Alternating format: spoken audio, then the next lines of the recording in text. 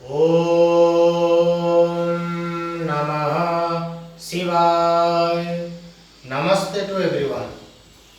आज जोग जोग थेरापी माध्यम सोरियासिस किपरि मुक्ति पाई परिबा ता सहित प्रैक्टिकल 4 यूनिट 1 रो प्रैक्टिकल विषय कुहाजिबो। ता पूर्व मोर आपण मान किछि कहिबार अछि। देखंतु आमे समस्ते किछि ना किछि कर्म करछे, सबुदिन आमे समस्ते किछि ना किछि जिनिस भाबुचे, सेथिरे आवश्यक जिनिस अछि, अनावश्यक जिनिस भी अछि। तेणु आमे प्रतिदिन राति रे सोइबा पूर्व 5 मिनिट आमे समय देबा जे आमे चिंता करिबा आज गोटे दिन रे आमे केते आवश्यक जिनिस को भाबिचे, अनावश्यक जिनिस को केते भाबिचे। तेणु भाविबा द्वारा राति 5 मिनिट सोया पूर्व समय देवा द्वारा आमे अनावश्यक जिनिस को मनरू बाहर करदबा, आवश्यक जिनिस को मन रखिबा, जद्वारा कि आमर प्रतिटी कर्म को आमे ठीक भाबे करि परिबा आ जीवन लक्ष्य पथरे आमे ठीक भाबे पहुंची परिबा। तेणु आमे जेकोसी काम करूचे बा जो कर्मटी आमे करूचे ताकू श्रद्धा पूर्वक करिबा, निष्ठा पूर्वक करिबा, खुशी पूर्वक करिबा। मु आपण मानक जोटे उदाहरण दउची। दिनकर कथा, 3 जन कारीगर गोटे मूर्ति की तैयारी करथुले। ठीक सही समय रे से बाटरे जने पथिक जाउथले। से 3 जन कारीगर को पाखु को आसीकी प्रथम कारीगर को पचारले, बाबू आपण कौन करछंती?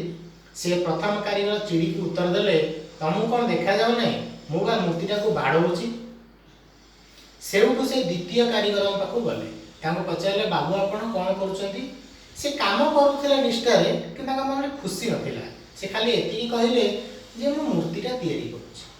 तृतीय जन पाखु देले गले, तांका मुखमंडले एक ज्योति थिला, ज्योति प्रकाश पाउतला। की ज्योति? खुशीर ज्योति, श्रद्धार ज्योति। तांको से पचारले, बाबू आपण कौन करूछंती? ना मु एक मूर्ति तैयारी करूची, जो मूर्तिटी मंदिर रे प्रतिष्ठा करा जिवो। सेई मूर्ति आगरे प्रतिदिन केते भक्त केते लोक तांकर शरण बसिले, तांका आगरे गुहारी जणाइबे। तने एथिरो आपण कोन जानिले ता कोन सिखिले? आमे जेकोसी काम करिबा, जेकोसी कर्म करिबा, श्रद्धा पूर्वक करिबा, निष्ठा पूर्वक करिबा, खुशी पूर्वक करिबा, ताहेले आम कर्मर सार्थक रहइबो। सेति पई भगवान श्री कृष्ण गीतारे कहिसंती, कर्म करिचाल, फलरे आशा रखने। आमे जेकोसी कर्म निष्ठा पूर्वक खुशी पूर्वक करिबा, फलरे आशा रखिबा नै, फल हमको प्रारब्ध ही दबो।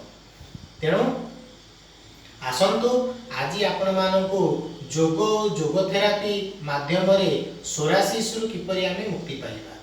सोरासिस होची एक प्रकार चर्म रोग। सेटा प्रथमे नाली नाली हेकी देह रे बाहरे, तापर से धीरे धीरे आडा एनी गोल आकार रही सेटू चोपा छाड़ला बलिया सेटा हुए। यह का में सोरियासिस बोली कहि था।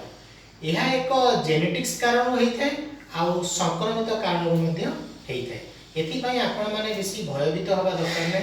आपण प्रतिदिन निजर स्किन को ऑयली रखंतु, माने शुष्क हवा को दियंतु नै। शुष्क हवा द्वारा चमड़ाटा शुष्क हवा द्वारा से रोगटा सृष्टि हेते।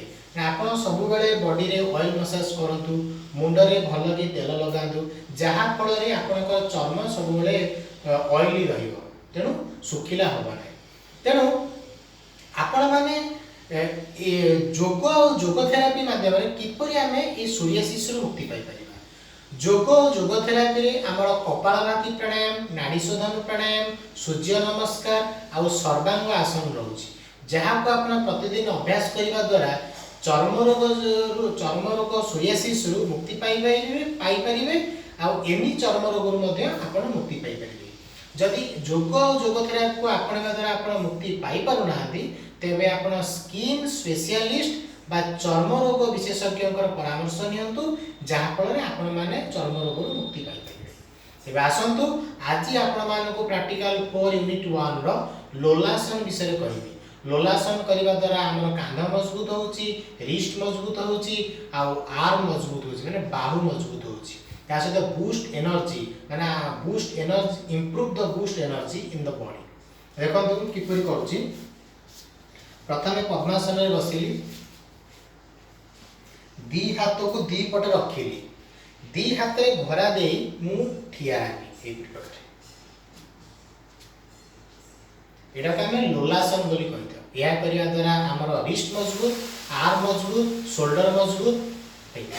तापर आपन को मु तिर्यक कटी चक्रासन विषय कहबी। तिर्यक कटी चक्रासन किपरि करा जाउची देखंतु स्टैंडिंग पोज रे ठिया हली दी हाथ को क्रॉस करली ए प्रकार रही फोल्डर बोले कि एपो डाहन पानी बां पानी फोन डाहन पानी यह करबा द्वारा हमर अंटा जनित समस्या दूर होइते आ डाहन पाख बां पाख रे जो पोस्टुरल मसल रहउची एटा बैलेंस हेते। तेणु आज मैं आपको लोलासन आउ तिर्यक कटी चक्रासन विषय कहली या आप प्रतिदिन अभ्यास करूँ आर उपकार निश्चित अनुभव करेंगे।